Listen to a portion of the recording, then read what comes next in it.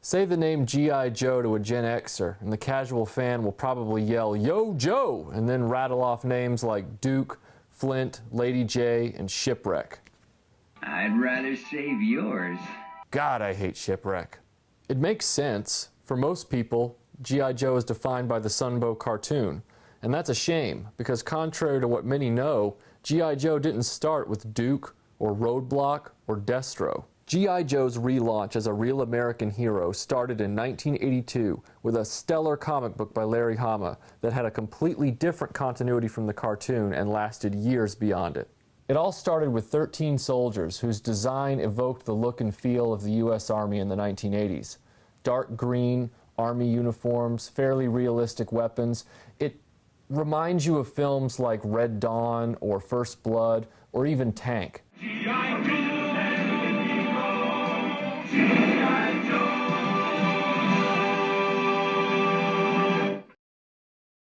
I'm continually surprised that a lot of people and fans of G.I. Joe from my generation have never heard of these characters.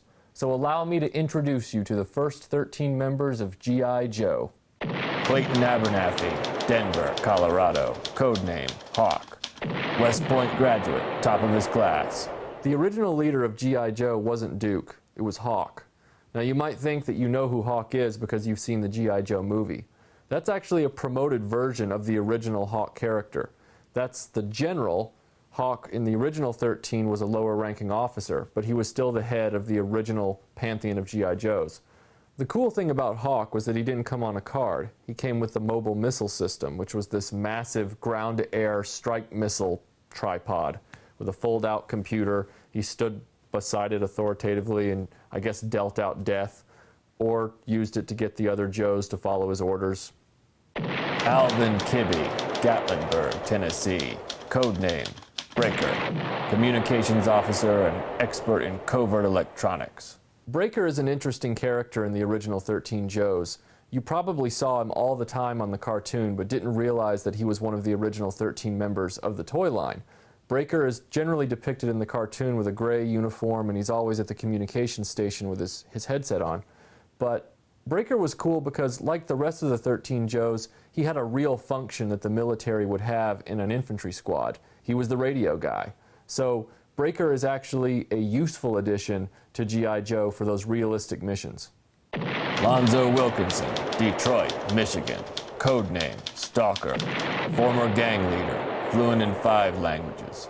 By today's standards, Stalker would be classified as the token black guy in G.I. Joe. But at the time the original 13 members came out, Stalker had a useful function as the second-in-command to Hawk. Stalker was the point man on their missions, while Hawk stayed back and gave out the orders. Stalker actually served a big role in the original animated miniseries as well, The Mass Device. He was one of the most active members of the group at that point. So Stalker got lucky because he was a strong character in the beginning of G.I. Joe's comic book series, and he was a strong character in the beginning of G.I. Joe's animated series, which was rare.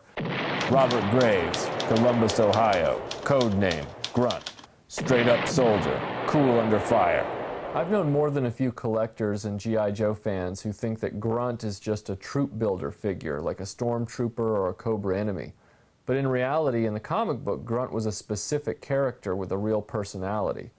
Larry Hama actually wrote into the comic book series later that Grunt was discharged from G.I. Joe honorably and then went off to finish college. He was a fleshed-out, three-dimensional human being, but for most people, Grunt is just a generic army soldier. He's got the M16 and the Musette bag. He looks like a background character in a Vietnam movie.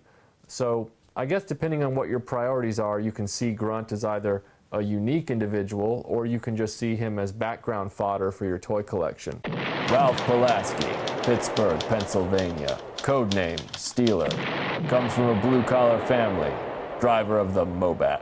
Unlike the Star Wars toy line from Kenner, G.I. Joe actually included pilots and drivers with their vehicles, which was really cool. Steeler is one of the most famous original drivers. If you were lucky enough to get Steeler, then that means you got the Mobat tank with him, and you were one lucky kid.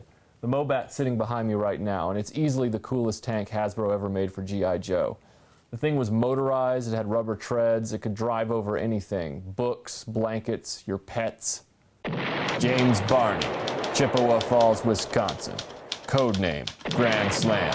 Sci-fi and comic book junkie. Operator, Jump Jetpack. Grand Slam is an interesting member of the G.I. Joe team because he's one of the only characters that was visibly changed from the 1982 straight-arm versions into the 1983 swivel-arm versions.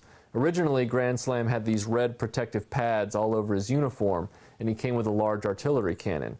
But in 1983, they changed it so that he had these silver pads and a visored helmet, and he came with the Jump Jetpack, which is arguably a lot cooler. Mark Brenston, Chicago, Illinois. Codename, short-fuze. Comes from a military family.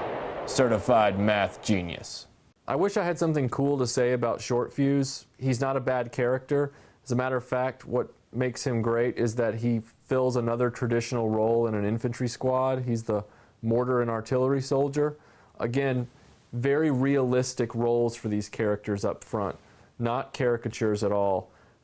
Short-fuze had a strong role in the beginning of the comic book series, but like so many of the original 13, he was slowly pushed off to the sidelines as Hasbro introduced new figures. Lance Steinberg, Asbury Park, New Jersey. Codename, Clutch. Street racer. Greases his hair with motor oil. Chews on the same toothpick for months. Clutch is one of my favorite G.I. Joes because he was my first G.I. Joe figure. And because he was a driver, he came with the Vamp Jeep, which had the big machine gun on the back. Clutch didn't have as prominent a role in the cartoon after it got going, but in the comic book, he was always a strong character and tended to evolve. Larry Hama paid a lot of attention to him. His second incarnation, he became the driver of the Vamp Mark II, which was the desert version of the Jeep, which was really cool because it had doors and a roof and it had a missile launcher on the back. Rafael Melendez, New York City, New York. Codename, Zap. Bazooka soldier, demolitions expert. Zap is the G.I. Joe bazooka soldier, not to be confused with Zap Brannigan from Futurama or Zap Rousdower from The Final Sacrifice. Zap is cool because not only did he come with this massive bazooka weapon, Zap is also interesting in hindsight because Zap is Hispanic. And I like the fact that he's not a caricature. Like everybody else in the original 13, he wears the same standard uniform they do, and they're all equal.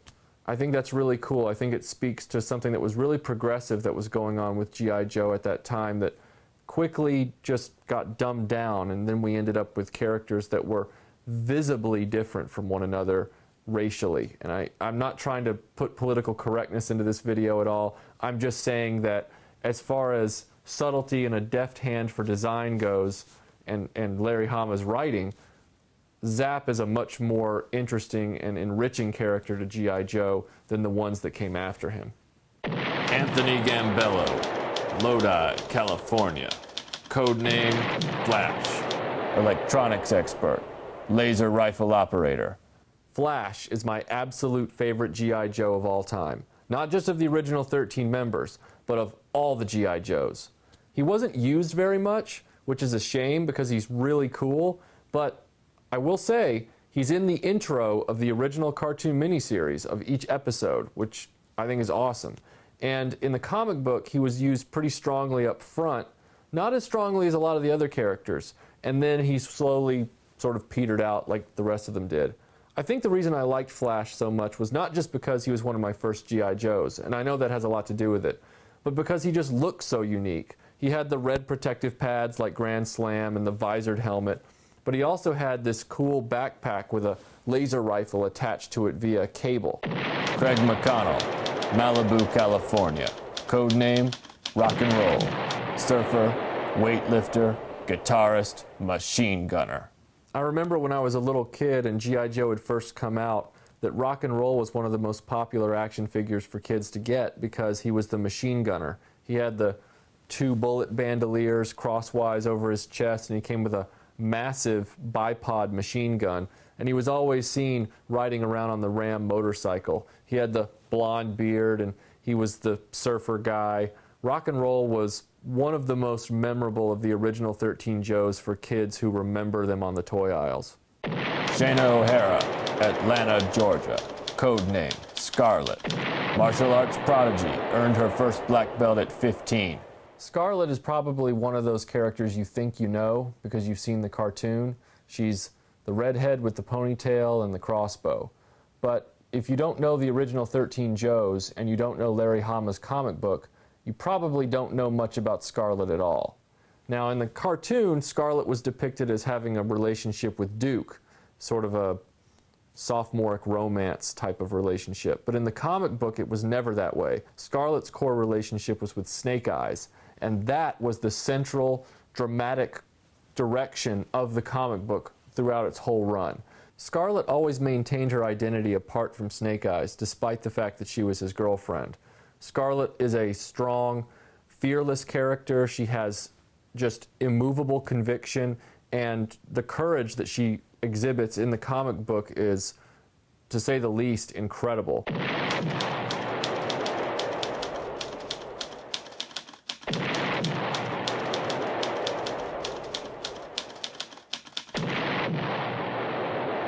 A lot of people remember Snake Eyes as having a wolf companion named Timber, but that's not actually Snake Eyes' first incarnation. His first role was as a demolitions and espionage commando. He didn't have a sword, he wasn't a ninja, he did know 12 martial arts, but I think he was a lot cooler because he was more unique. The 1980s was the ninja craze, but Snake Eyes wasn't, by definition, a ninja at that point. He became a rival for Storm Shadow later in the comic book, and in the cartoon, he frankly got shoved off to the side because he didn't speak. In the comic book, on the other hand, because it's a still visual medium, Snake Eyes was perfect and he quickly rose to the top. They actually devoted an entire issue to him, issue number 21, which is famous because there's no dialogue, and it's one of the best G.I. Joe issues ever written. I liked these guys a lot because they weren't the caricatures that came soon afterward, and they were some of my first Joes. I find these 13 characters to be more interesting than their successors.